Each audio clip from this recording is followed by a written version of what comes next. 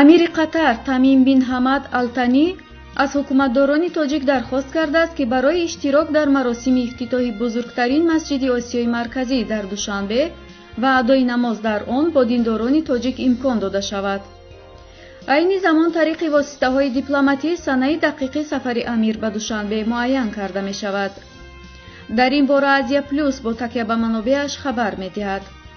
қаблан зикр шуда буд, ки масҷид дар рӯзҳои ҷашни 28-умин солгарди истиқлоли давлатии Тоҷикистон ба истифода дода мешавад, аммо бо сабабҳои номаълум дар ҷашни истиқлол масҷид ифтитоҳ нашуд.